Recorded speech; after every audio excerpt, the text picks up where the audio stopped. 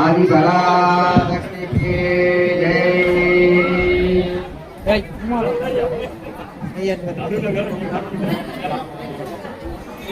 எல்லாம் வல்ல அன்னை ஸ்ரீ பகலக்குடி அம்பிகை உடனாகிய ஆபத்மகாதேஸ்வர பெருமானுடைய திருவருளாலும்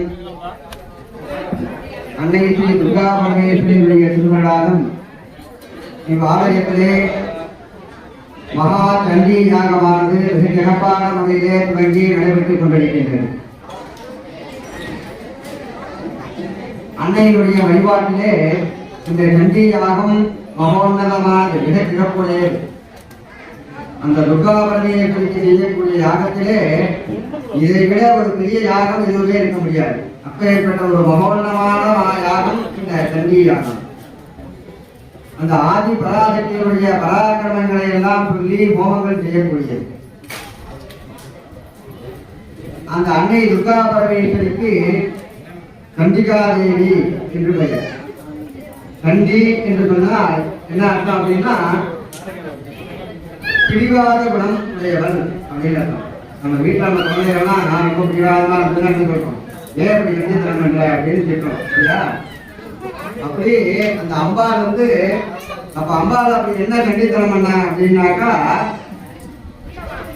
தேவர்களையும் நம்மையும் காப்பதற்காக அந்த அசுரனை அரக்கனை சம்ஹாரம் பண்ணியே தீருவேன் அப்படின்னு ஒரு ரொம்ப பிடிவாத குணத்தோட அவன் சம்ஹாரம் பண்ணான். அதனாலதான் அந்த அம்பிகைக்கு கண்டிகா தேவி அப்படின்னு. அப்புறம் அந்த பரமேஸ்வரையே கல்யாணம் பண்ணிப்பேன் அப்படின்னு ரொம்ப பிடிவாதமா இருந்தார். அதனால அந்த அன்னைக்கு கண்டிகா தேவி அப்படின்னு பெயர். நம்ம எல்லாம் காப்பதற்காக மதுகைத்தவன் அப்படின்னு சொல்லக்கூடிய அந்த அரக்கனையும் சம்ஹாரம் பண்ணார். அந்த அரக்கன் என்ன மரம் வாங்கிட்டான்னா, பரமேஸ்வரனை விட ஒரு பெரிய சக்தி தான், சக்தியினால எனக்கு மரணம் ஏற்படணும் அப்படின்னு மரம் வாங்கிட்டாங்க. பரமேஸ்வரனோட ஒரு பெரிய சக்தி எது இருக்க முடியும்? எதுவும் இருக்க முடியாது. அதனால்தான் நமக்கு மரணமே ஏற்படாது அப்படிங்கிறதுக்காக அந்த பரமேஸ்வரனுடைய ஒரு பெரிய சக்தியால தான் எனக்கு மரணம் ஏற்படணும் அப்படின்னு மரம் வாங்கிட்டாங்க. அப்படியே அந்த மதுரை அசுரனை சம்ஹாரம் பண்ணும் பொழுது அப்போ பரமேஸ்வரன் என்ன பண்ணாருன்னா, அவர் கீழே படுத்திருந்தார். நெஞ்சு வேலை காலை வச்சு அந்த அசுரனை சம்ஹாரம் பண்ணார். அதுதான் அபிராமி விட்டு சொல்றார், கரை கண்டனுக்கு மூத்தவனே ஊத்தவனே ஓணம் 14 காத்தவனே பின் கடந்தவனே கரை கண்டனுக்கு மூத்தவனே என்றும் மூவா முகுந்தற்கு இளையவனே அப்படின்னு சொல்றார். அப்போ கரை கண்டன்னா யாரு? பரமேஸ்வரனுக்கு தான் கரை கண்டன். பரமேஸ்வரனுக்கு நீலகண்டன்னு அந்த கழுத்துல அந்த விஷத்தை சாப்பிட்டதுனால அந்த கழுத்து நீலவர்ணமா ஆகிப்போம். அதனால நீலகண்டன் பேரு பரமேஸ்வரன். அந்த கரை கண்டனாக இருக்கக்கூடிய பரமேஸ்வரனுக்கு மூத்தவளே அப்படிங்கிறார். எப்படி மூத்தவளா இருக்க முடியும்? தன்னுடைய மனைவி எப்படி மூத்தவளா இருக்க முடியும்?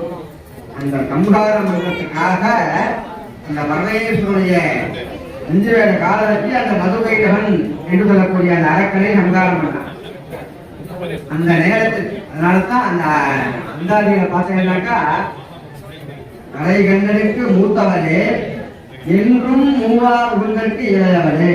அந்த என்றும் அப்படிங்கிற ஒரு வார்த்தையை அதுக்கு சொல்லிட்டார். ஏன் அந்த வார்த்தை வந்தது அப்படின்னாக்கா, அன்னை வந்து பரமேஸ்வரனுக்கு எப்போதும் மூத்தவர் கிடையாது. ஆனா மகாவிஷ்ணுக்கு என்றும் மூவா முகந்தற்கு இளையவன், எப்போதும் அவர் மகாவிஷ்ணுக்கு இளையவர் தான். அப்ப பரமேஸ்வரனுக்கு அந்த சம்ஹாரம் பண்ற காரணத்தினாலே அந்த க்ஷயத்துல அந்த ஒரு நிமிடத்துல அந்த அவருக்கு மூத்தவரா இருந்தார். அதனால்தான் என்றும் மூவா முகந்தற்கு இளையவரே. அப்படி நம்ம எல்லாம் காப்பதற்காக அந்த அசுரனை சம்ஹாரம் பண்ணியே தீர்வேன் அப்படிங்கிற ஒரு பிடிவாத குணத்தில் இருந்ததுனால அன்னைக்கு கண்டிகா பரமேஸ்வரி இருக்கு. இன்னொரு காரணம், இந்த பரமேஸ்வரன் பார்வதி பரமேஸ்வரன் தான் நான் கல்யாணம் பண்ணிட்டேன் அப்படின்னு ரொம்ப பிடிவாதமா இருந்தான். பரமேஸ்வரன் கைலாயத்துல அப்படி தவத்துல இருக்கும்பொழுது பார்வதி என்ன பண்ணா, அப்படி விளையாட்டா போய் பரமேஸ்வரிய கண்ணை பொத்தினான். கண்ணை பொத்தின உடனே பரமேஸ்வருடைய தவங்கள் கழிஞ்சு போன உடனே கோபம் வந்து கோபம் வந்தவுடனே நீ போய் பூலோகத்துல அவதாரம் பண்ணுவ, தக்க நேரத்துல நான் அவனை வந்து மனம் முடிப்பேன் அப்படின்னு சாபம் கொடுத்துடுறேன்.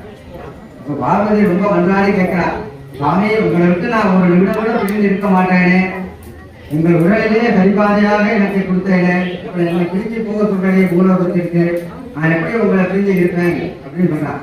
அப்போ சுவாமி சொல்றா, நீ போய்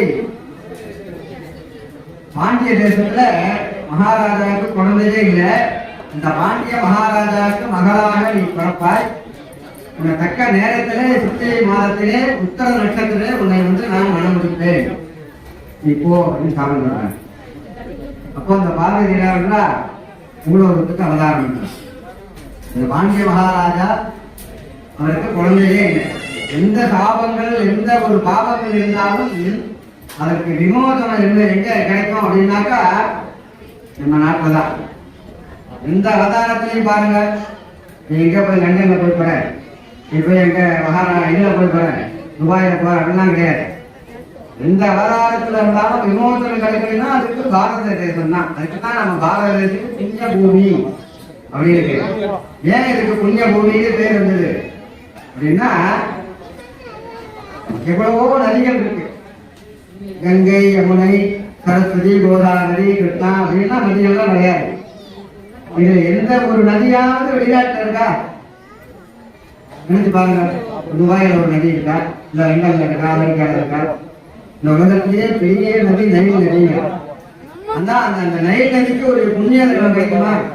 ஒரு புண்ணிய தீர்த்தமாக நம்ம வழிபடுவோமா? கிடையாது. நம்ம நாட்டில் ஒரு அந்த காவேரி, கங்கை, யமுனை, சரஸ்வதினு சொல்லக்கூடிய அந்த நதிகளுக்கு தான் அந்த புண்ணிய மகத்துவம் இருக்கு. அதனாலதான் அந்த பாரத தேசத்துல புண்ணிய பூமி அப்படின்னு சொல்றோம்.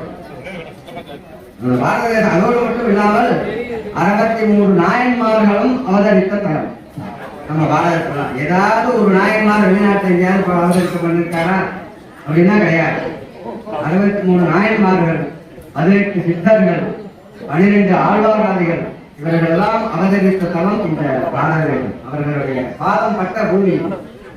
இந்த பூமியை சுவாமியே அப்பர் சம்பந்தர் பாடியிருக்காரு அப்படின்னா 1000 வருடத்துக்கு முன்னாடி இந்த அப்பர் சம்பந்தர்லாம் இங்க வந்திருக்காரு. இங்க வந்து இந்த சுவாமியை பார்த்து திருப்பதிகள்லாம் பதிகங்கள்லாம் தேவாரம்லாம் பாடியிருக்காரு. அவருடைய பாதங்கள்லாம் பட்ட ஒரு புண்ணிய பூமி இந்த ஊர். இந்த மண்ணு இந்த அடியார்கள் தேவர்களால் பாதம் பட்ட மண். இப்ப யாரோ பேரை சொல்லி அவருடைய மண்ணு இவருடைய மண்ணுங்கிறான். ஒரு மண்ணு கிடையாது, அதெல்லாம் புண்ணிய பூமி. தேவர்கள் கால் பதித்த தலம் இந்த பாரதம். அப்படி ஒரு புண்ணிய பூமியாக இருக்கக்கூடிய அந்த இடத்துல நீ போய் பாண்டிய மகாராஜாவுக்கு குழந்தையே இல்லை, அவனுக்கு போய் மகனாக பிறப்பாய், உன்னை நான் மனம் எடுப்பேன் அப்படின்னு சொல்றாரு. அது போல அந்த பாண்டிய மகாராஜாவுக்கு குழந்தையே இல்லை, சுவாமியை குறித்து தபஸ் பண்ணார். அப்போ பார்வதியே அவருக்கு மகளாக பிறக்கிறார். இப்ப ஏற்பட்ட ஒரு பெரிய புண்ணியம். இந்த பார்வதி வந்து மகளாக நமக்கு பிறக்கணும் அப்படின்னாக்கா அப்ப எப்பேற்பட்ட ஒரு புண்ணியம் செய்திருக்கணும் அந்த பாண்டிய மகாராஜா. அந்த பரமேஸ்வரனே ஒரு மாப்பிள்ளையா வரணும்னாக்கா என்னுடைய மாப்பிள்ளை பரமேஸ்வரன் அப்படின்னு சொல்லிக்கிறது எவ்வளவு ஒரு பெருமை. அப்படி அந்த பாண்டிய மகாராஜாவுக்கு மகளாக பிறந்தார். நம்ம பிறந்த உடனே அவ்வளவு ஒரு தேஜஸ் அந்த குழந்தை. அந்த குழந்தையுடைய பார்வை கண்ணு அப்படி அந்த மீன் போல இருந்ததும். அதனாலதான் அந்த மகளுக்கு பாண்டிய மகாராஜாவுடைய மகளுக்கு மீனாட்சி அச்சம் என்று சொன்னால் கண். அந்த மீன் போன்ற அந்த கண் இருக்கிறதுனால, அழகா இருக்கிறதுனால மீனாட்சி அப்படின்றது. இன்னொரு காரணம், அந்த மீன் வந்து குஞ்சு கொடுத்ததுனாக்கா அது அந்த மீன் திரும்பி பார்க்கணும் அந்த முட்டையை. அந்த முட்டையை பார்க்கும் பொழுதுதான் அது அந்த முட்டையெல்லாம் குஞ்சு பொடியும். அந்த மீனுடைய பார்வையினாலே தான் அந்த முட்டையெல்லாம் குஞ்சு பொடியும். அதனாலதான் அந்த அன்னை நம்ம எல்லாம் பார்வையினாலே நம்ம எல்லாம் காப்பதினாலே அந்த அன்னைக்கு மீனாட்சி அப்படின்னு பேர். அப்படி அந்த குழந்தைக்கு மீனாட்சி அப்படின்னு பேர் வச்சு அந்த குழந்தைய சகலதைய வித்தைகளும் சொல்லி கொடுத்து அவருக்கு ஆண்வாரிசு கிடையாது.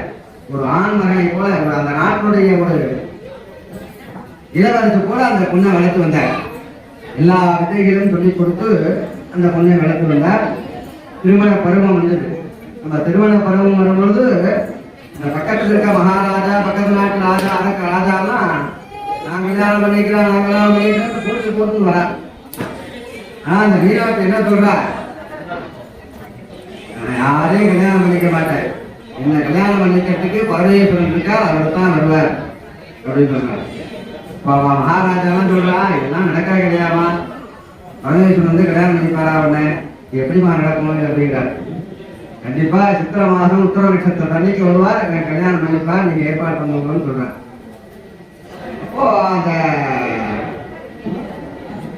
ராஜ்யத்துல அந்த மீனாட்சியோட கோழிகள்லாம் சொல்றான், இந்த மாதிரி நீ போய் பரமேஸ்வரன் போய் கல்யாணம் பண்ணிக்கிறேன்னு சொல்றீங்க, உனக்கும் அவருக்கும் ஏழு விட்டாலும் இருக்குமா, உன்னுடைய அழகு என்ன, உன்னுடைய அந்தஸ்து என்ன, நீ போய் அவரை போய் கல்யாணம் பண்ணிக்கிறேன்னு சொல்றீங்க. அந்த மீனாட்சியுடைய அங்கங்களை எல்லாம் சொல்லி, அவருடைய அழகை எல்லாம் சொல்லி, இவருக்கும் அவருக்கும் உள்ள அங்கங்களை சொல்லி அவளை சொல்றாங்க. உன்னுடைய கூந்தல் எப்படி இருக்கு பாருமா, ரம்யா காப்பாத்தேரி சைல சுசே, உன்னுடைய கூந்தல் அவ்வளவு ரம்யமா இருக்கு. ஆனா அவருக்கு நீ கல்யாணம் பண்ணிக்கிறேன்னு சொல்றியா, அதே பரமேஸ்வரன் அவருக்கு தலை எப்படி இருக்கு பத்தியா, தலையில கங்கையை வச்சுட்டு அந்த தண்ணி சுத்தி சுத்தி ஒரே செம்பட்டை குத்தி சேப்பா இருக்கு. அதனாலதான் பரமேஸ்வரனுக்கு செஞ்சடையப்பார் அப்படின்னு அண்ணனுக்கு இருக்கு. அப்படி செம்பட்டை பிடிச்சி காய் பிடிச்சிருக்கு. இப்போ எல்லாம் பேஷனாக என்ன பண்ணிக்கிறாங்க, எல்லாரும் தலையை தீச்சிக்கிறாங்க, தீச்சி சேப்பா ஆகிக்கிறாங்க. அது இன்னைக்கு வந்தது இல்லை, பரமேஸ்வரனே அப்படிதான், இந்த காலத்துலேருந்து அப்படிதான். அப்படி உன்னுடைய கூந்தலுடைய அழகுக்கு ஈடாகுமாறு அப்படின்னு சொல்றாங்க. அப்புறம் உன்னோட கண் எப்படி இருக்கு, உன்னுடைய பார்வை அப்படி பார்வையினாலே எல்லாரையும் காப்பாற்றக்கூடியவர். அதனாலதான் அவருக்கு மீனாட்சியே பேர் வச்சிருக்காங்க. அவருக்கு நீ கல்யாணம் பண்ணிக்கிறீங்க, அவருக்கு 3 கண்ணு, எல்லாரும் பார்த்து விகாரமா இருக்கிற மாதிரி நெட்டியில ஒரு கண்ணு இருக்கு அவருக்கு. அப்புறம் போய் கல்யாணம் பண்ணிக்கிறேன்னு சொல்றீங்க, இப்படி ஒன்னொன்னா சொல்லிட்டே இருக்கான். அப்புறம் உனக்கு கல்யாணம் பண்ணாக்கா உனக்கு மகாராஜா அப்படியே இந்திர விமானம் ஐராவதங்கள்லாம் வச்சு ஊர்வலம் வைப்பார் உன்னுடைய கல்யாணத்துல. ஆனா நீ கல்யாணம் பண்ணிக்கிறேன்னு சொல்றீங்க பரமேஸ்வரன், அவருக்கு இதெல்லாம் பிடிக்காது. அவர் எதில் வருவார், வேகம் ஓதி எண்ணூல் பூந்து வெள்ளை எருதேறி, வெள்ளை எருதேறி வருவார். அப்படி அந்த வெள்ளை காலமாட்டு மேல வருவார். பாண்டிய மகாராஜாவுடைய கல்யாணத்துல மாப்பிள்ள மாட்டு மேல ஊர்வலம் வந்தா பார்க்கறவெல்லாம் சிக்க மாட்டாங்களா, இதெல்லாம் எப்படி இருக்குமா, என்னமா நீ போய் அவரை போய் கல்யாணம் பண்ணிட்டீங்க அப்படின்னு சொல்றாரு. அப்போ அந்த கல்யாணத்துல உனக்கு முகூர்த்த நிகழ்ச்சி, பாப்படைக்கு முகூர்த்த நிகழ்ச்சி, முகூர்த்த படகையெல்லாம் அப்படி காஞ்சிபுரம் பட்டுல எல்லாத்தோட வசதியான ஒரு பட்டுல வயிற ஊசி பெரிய இழுத்த ரத்னங்கள் கொடுப்பார் மாப்பிள்ளைக்கு. ஆனா அவருக்கு இந்த ரத்னம் கட்ட மாட்டார். வெள்ளை எருதேறி பூதம் சூட புளிய வருவார் புலியின் உரித்தோடா, ரத்தம் சொட்ட சொட்ட புலித்தோட தான் அவர் கட்டிட்டு வருவார். இப்படி மாப்பிள்ளை கல்யாணத்துல புலித்தோட கட்டிட்டு ரத்தம் சொட்ட சொட்டா இருந்தாக்கா பார்க்கறவனா பயப்பட மாட்டாளா அப்படின்னு சொல்றார். அப்புறம் உங்க கல்யாணத்துக்கு பரமேஸ்வரனுக்கு மாப்பிள்ளைக்கு உங்க அப்பா வயிற எழுத்த கல்லு நகை 916 அக்மார் கோல்டுல நகையெல்லாம் பண்ணி போடுவார் உங்க கல்யாணத்துக்கு. ஆனா நீ சொல்ற மாப்பிள்ளை பரமேஸ்வரனுக்கு இதெல்லாம் அணிய மாட்டார். அவர் என்ன அணிவார், கர்ப்பாங்கஞ்ச கபாலஞ்ச கேடகம் வாசமேங்கட கற்ப விருச்சிக பூஷணம். அப்படி பாம்பு தோளம், பாம்பும் தேரும் கபாலங்கள் மண்டை ஓடு இதெல்லாம் தான் மாலையா போட்டுப்பார் அவர். அவரை போய் கல்யாணம் பண்ணிக்கிறேன் அப்படிங்கிற உன்னுடைய கலருக்கும் அவருடைய கலருக்கு ஈடாகுமா, உன்னுடைய கலர் எப்படி கொஞ்சம் ரத்தம் வரும், அப்படி இருக்கக்கூடிய கலர் உன்னுடைய கலர். நான் நீ கல்யாணம் பண்ணிக்கிறேன்னு சொல்லிய பரமேஸ்வரன் அவருக்கு இருக்காரு, கட்டிக்கிட்ட கூட கடையில் இருக்காரு. ஆனா உலக தம்பதிகளே அப்படித்தான், பார்வதி ஜெகதப்பிதரவு வந்தே பார்வதி பரமேஸ்வரவு. இந்த தம்பதிகள்லாம் பார்த்தீங்கன்னாக்கா 100க்கு 90 பேரு முருகன் சேர்ப்பாருனாலும் மம்மி கேட்பாரு, மனைவி சேர்ப்பாருனாக்கா முருகன் கரை கேட்பாரு. ஏன்னா உலக தம்பதியா இருக்க பரமேஸ்வரன் அப்படித்தான். அதனால சேர்ப்பாருக்க சொன்னா தனக்கு முருகன் சேர்ப்பாருனாலும் சேர்க்கப்படாது. அப்படி அந்த பரமேஸ்வரனுடைய கலரை பத்தி சொல்றான். ஆனா பரமேஸ்வரனுடைய தேஜத்தை பத்தி அவளுக்குலாம் புரியாது. பரமேஸ்வரனுக்கு எப்படி ஒரு கலரா இந்த கலரா அவனுக்கு பீகம் தத்குரு காரணம் கிருஷ்ணாபோல உபோதிதம் கத்தா போக்கரவக்கரம் சுஸ்ரேதம் பட்சிமாசைகம் சத்யோஜாதம் சுமூர்த்திகம் அப்படின்னு சுவாமியுடைய தியானத்துல சிவாகமத்தை சொல்றது. பீகம் தத்குரு காரணம் பரமேஸ்வரனுக்கு 5 முகம். அந்த 5 முகமும் எப்படி இருக்கு அப்படின்னா ஒவ்வொரு முகமும் ஒவ்வொரு கலர்ல இருக்கு. அப்படி 5 வண்ணங்கள் உடையவர் அந்த பரமேஸ்வரன். அதுதான் மாணிக்கவாசகர் சிவபுராணத்தை சொல்றார். நிறங்களோ 5 அப்படிங்கிறார். அப்படியே அந்த 5 வண்ணங்கள் அந்த பரமேஸ்வரன் அவருடைய தேசத்தை கலக்கலாம் முடியாது. பாபநாசம் பக்கத்தில் இருக்க நல்லூர்ல இருக்க சுவாமிக்கு பேரு பஞ்சவர்ணேஸ்வரர்னு பேரு. அந்த சுவாமியுடைய அந்த சுவாமி 1 மணி நேரத்துக்கு ஒரு கலர் மாறினே இருக்கு. அதனால்தான் அந்த சுவாமிக்கு பஞ்சவர்ணேஸ்வரர் அப்படின்னு பேரு. அப்படி அந்த சுவாமியுடைய தேசத்தை வாழலாம் முடியாது. சுவாமி தலையில சூரிய பிள்ளை சந்திர பிள்ளை இருக்கார். அந்த தேகத்துல சுவாமியுடைய பிரகாசத்தை பற்றி சொல்லும் பொழுது அந்த தியானத்தை சொல்லும் பொழுது சூரிய கோடி பிரதீகாரம் சுவாமியுடைய முகம் எப்படி இருக்கான்? கோடி சூரியனுடைய பிரகாசம் தான் சுவாமி இருக்கு. அதான் சுவாமி பிரகாசத்தை சொல்றார். 1000 ஞாயிறு போலும் 1000 தாமரை போலும். அந்த 1000 தாமரையுடைய பிரகாசம் அவர் முகத்துல இருக்கு. அந்த வேதத்தை சொல்லும் பொழுது நகர்த்தோ பாதினகந்திரதாரகன் வேமாதித்யதோ பாந்தியுதோயவக்திஜி அமைக பாண்டமனுபாதி சர்வம் தத்யபாதா சர்வமிதம் விபாதி. சுவாமி சூரியனை தரிசிட்டு இருக்கார். தலையில சந்திரனை வச்சுட்டு இருக்கார். அப்படி வச்சுட்டு இருக்க அந்த தலையில இருக்கிற சூரியன் இருக்கிற இடமே தெரியும். பிரகாசம் இல்லாம இருக்கா அந்த சூரியன். எப்படி பிரகாசம் இல்லாம இருக்கு? ஒரு சூரியனுடைய முகத்துல பிரகாசம் இருக்கும் பொழுது அந்த ஒரு சூரியனுடைய ஒளி தெரியுமா? இப்ப நட்சத்திரம் நம்ம ராத்திரியில பாக்குறோம், நமக்கு தெரியும். இப்ப பகல்ல பாக்குறோம், தெரியுதா நமக்கு? இல்ல. அப்ப நட்சத்திரம் இல்லையா? இருக்கு. ஏன் அது நமக்கு தெரியல அப்படின்னாக்கா அந்த சூரியனுடைய பிரகாசம் அதை விட அதிகமா இருக்கிறதுனால நமக்கு பகல்ல அந்த நட்சத்திரம் நமக்கு தெரியும். அது போல சுவாமியினுடைய பிரகாசத்தினால அந்த சூரியனே ஒளி இழந்து இருக்கார். அப்படி தேஜதா இருக்கக்கூடியவர் அந்த பரமேஸ்வரன். அப்படி அந்த தேஜஸ் தெரியாம உன்னுடைய கலர் என்ன, அவருடைய கலர் என்ன அப்படிலாம் சொல்றான். அப்புறம் உன்னுடைய கல்யாணத்துல சகல வாத்தியங்களோட உலகத்துல என்னென்ன வாத்தியங்கள் உயர்ந்த வாத்தியங்கள் இருக்கோ அந்த வாத்தியங்கள் எல்லாம் உன்னோட கல்யாணத்தை ஊர்வலத்தில் வைப்பா.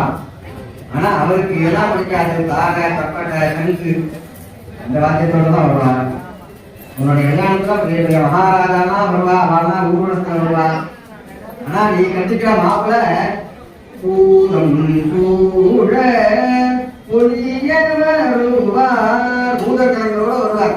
பூதம் பெய் விசாதி இந்த பூதங்களோட வரும். எல்லாம் பார்த்து பயந்து ஓடி போயிடுவா அப்படின்னு சொல்லலாம். இது எழுந்துட்டு அவன் வசதியில நான் அதைத்தான் பண்ணிட்டேன். நீங்க சித்திர நட்சத்திரம் சித்திரவாசத்துல உத்தர நட்சத்திரத்தை கல்யாணம் ஏற்பாடு பண்ணுவோம், நான் பண்ணிக்கிறேன், கண்டிப்பா வருவார் பரமேஸ்வரன் அப்படின்னு சொல்றான். இதுதான் காலெல்லாம் ஒரு சந்தேகமா எல்லா ஏற்பாடு கல்யாண ஏற்பாடெல்லாம் ஆகுது. கடவுள்லாம் சமையல்லாம் கல்யாண ஏற்பாடு ஆகுது. எல்லாரும் இருந்தா அப்படி வருவாரா, பரமேஸ்வரன் வருவாரா வரமாட்டாரா அப்படின்னு சந்தேகத்திலே இருக்கான். தக்க நேரம் திருமண நேரம் வந்தது. சுவாமி கைலாசத்திலிருந்து திருவுள்ளம் கொண்டார். இந்த பார்வதியை வளர்ந்து அப்படின்னு கைலாசத்திலிருந்து அந்த கிளம்புனார். அப்படியே அங்க வந்து அந்த மதுரையில் வந்து நிற்கிறேன். அந்த அவருடைய கிளம்புன நேரமும் அங்க இருக்கக்கூடிய நேரம் ஒரே நேரம். இங்க யாராலும் வர முடியுமா? அப்படி நாம எங்கேருந்து வந்தா எப்படி ராக்கெட் வேகத்தில் வந்தாலும் ஒரு 5 நிமிடம் ஆகும், ஒரு 1 நிமிடம் தான் ஆகும். ஆனா பரமேஸ்வரன் எங்க இந்த உலகத்தெல்லாம் வியாபித்து இருக்கக்கூடியவர். அவர் என்ன பஸ் பிடிச்சி வரணுமா, காடு பிடிச்சி வரணுமா? அப்படி நினைச்சா அப்படியே இங்க வந்துட்டாருங்க. எப்படி வந்தாரு? வரலாம் நினைச்சா இல்லையா, சொன்னா இல்லையா? பாம்பை போட்டுருப்பார், வழியை போட்டுருப்பார், தேர்தல் ஒரு ரத்தம் சொட்ட சொட்ட வைத்திட்டு இருப்பார். அப்படி செஞ்சடியா இருக்கும், செங்கோட்டை பிடிச்சிருக்கும், தலை தாம்பளை பூசிட்டு இருப்பார், கபாலம் தெரிஞ்சுட்டு இருப்பார், மாட்டு மேல வருவார், பூதகிழங்கு பேய் பூதம் பிசாச்செல்லாம் வரும் கூட அப்படின்லாம் சொன்னா இல்லையாலாம். அப்போ அப்படி எப்படி வந்தார் பரமேஸ்வரன் அப்படின்னா गिरिजाति जलजाति पांड्य मनुजाति पाग्य तनुजा विवाह परिजात मोद धनजात जात जलजातीय सरजालपात विद्यमंगल यात्रा महोत्सवस्य அந்த பரமேஸ்வரன் எப்படி வராங்கிறத அழகா வர்ணிக்கக்கூடியது இந்த எப்படி வரா, அவரை விட வேறு அழகு எதுவுமே கிடையாது. அப்படி ஒரு தேர்தலாக அப்படி ஒரு அழகாக வர, அப்படி சுந்தர அழகுன்னா சுந்தரம்னு பேரு. சுந்தரன் அப்படின்னு சொன்னாக்கா அழகுன்னு பேரு. அப்படி ஒரு அழகாக உலகத்திலே அழகா இருக்கிறது யாருன்னா பரமேஸ்வரன் சுந்தரன், இன்னொன்று மன்மதன். ரெண்டு பேர் தான் உலகத்தில் அழகா இருக்கக்கூடிய. சரி, அந்த அழகோடு வர்றதுனாலதான் அந்த மதுரையில் இருக்கிற சுவாமிக்கு பேரு சுந்தரமூர்த்தி அப்படின்னு பேரு. சுந்தரம்னா அழகு. இப்படிலாம் அப்படி சொன்னவாள்லாம் அப்படி ஆச்சரியமா மூக்கு மேல வர வச்சு அவர் வர அழகா பார்த்தாங்க. அப்படி வந்து சுவாமி அவரை கல்யாணம் பண்ணினார். அப்படி ஒரு பிரிவாத குலத்தோடு அந்த நான் பார்வதியா கல்யாணம் பண்ணிப்பேன் அப்படின்னு ஒரு இருந்ததுனாலதான் அந்த அன்னைக்கு சந்திக்கா அப்படின்னு. அப்படி கல்யாணம் பண்ணிட்ட அந்த பார்வதிய மகாலட்சுமியும் பார்வதியும் சந்தித்தாராம். அப்படி சந்திக்கும் பொழுது மகாலட்சுமிக்கு கொஞ்சம் பார்வதியை விட கொஞ்சம் கர்மம். நம்ம மக்கள் வெளியே கொடியவர்கள் வைகுண்டத்தில் இருக்கக்கூடியவர், ஆவணங்களான தடுத்திருக்கக்கூடியவர், நாட்டுக்கான பக்தி அப்படின்னு அந்த பார்வதியும் மகாலட்சுமியும் கொஞ்ச நேரம் பேசிட்டாராம். அது ஒரு ஸ்மிருதி அப்படிங்கிற தோத்திரத்தில் சொல்றது. அந்த தோத்திரத்துல என்ன சொல்றது அப்படின்னா, மகாலட்சுமி பார்வதியை பாட்டு கேட்டாராம்,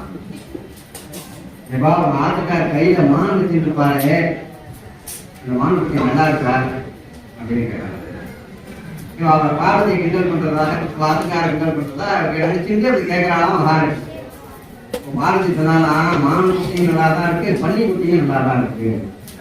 மகாலட்சுமி வராக எடுத்தார் இல்லையா, பன்னி குட்டியும் நல்லா தான் இருக்கு. அப்போ உங்க யாருன்னா என்ன பண்ணாலும், உங்க ஆத்துக்காரர் ஒரு மாட்டு மேல வருவார கரெக்டு எருது மேல, அந்த எருது எங்க அப்படின்னு கேட்டாராம்.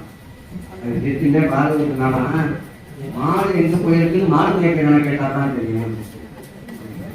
மாடு கோபாலனாக மாடு வைத்தார் இல்லையா, மாடு எங்க போயிருக்குன்னு அந்த மாடு வைக்கிறவனை கேட்டா தான் தெரியும் அப்படின்னா. அப்போ சும்மா இல்லாம உங்க ஆத்துக்கார சுடுகாட்டுல சாம்பலை பூசிட்டு நாட்டியம் ஆடுறாரு, எங்க அங்கதான் இருக்காரா, நாட்டியம் ஆடிட்டு இருக்காரா அப்படின்னு கேட்டாங்க. பார்த்தோம்னா யாருக்காரு எழுதி சுடுகாட்டுல சாம்பலை பூசிட்டு நாட்டியம் ஆடுறாருதான். ஆனா தனியா தான் ஆடிட்டு இருந்தார்.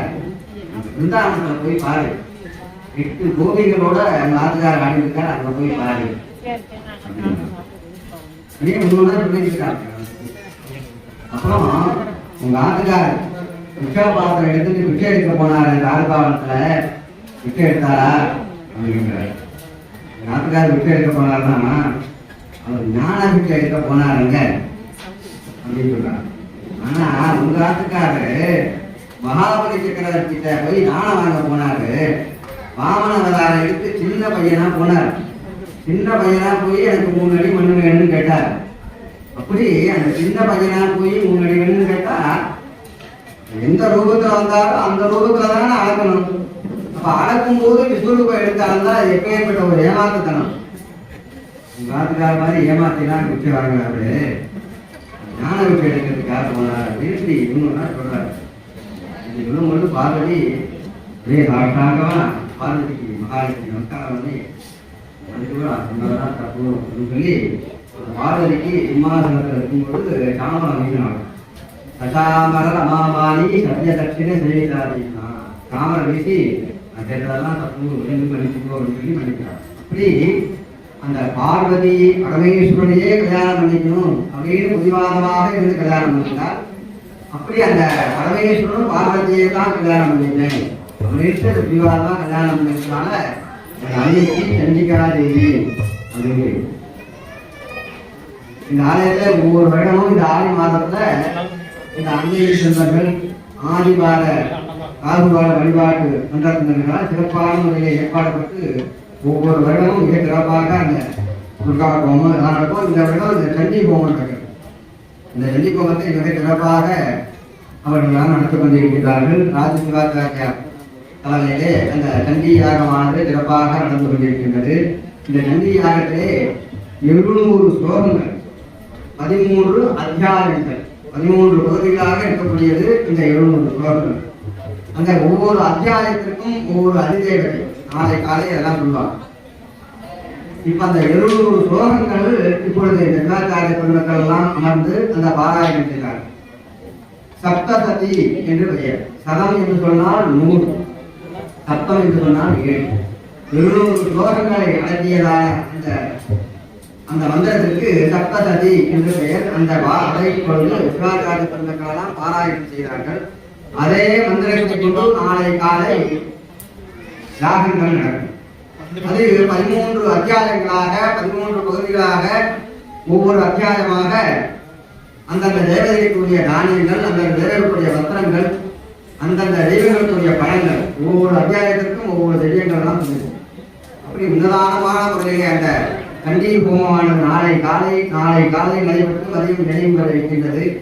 இதெல்லாம் செய்வதறிது, காண்பதறிது, கேட்பதறிது என்று சொல்லக்கூடிய வகையிலே அரிதுக்கும் அரிதாக நடந்து கொண்டிருக்கின்றது.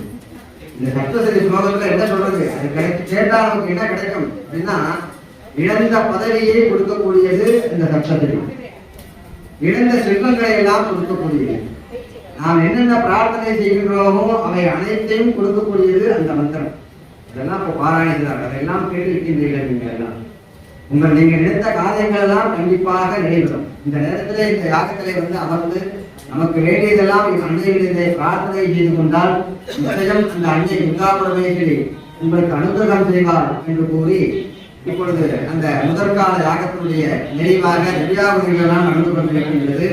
அதன் நிறைவாக இப்பொழுது முதற்கால மகா பூர்ணாவதி மகா தீபாராதனை தெரிவிக்கப்பட்டு அருட்பிரதாதங்கள் வழங்கியிருக்கின்றார்கள். நாளை காலை தவறாது எல்லோரும் வந்திருந்து இங்கு நடக்கக்கூடிய இந்த 2ஆம் கால வழிபாட்டிலும் கலந்து கொண்டு அன்னையுடைய அருளை பெறுமாறு அன்போடு கேட்டுக்கொண்டு இப்பொழுது பூர்ணாவதியை துவங்கினோம்.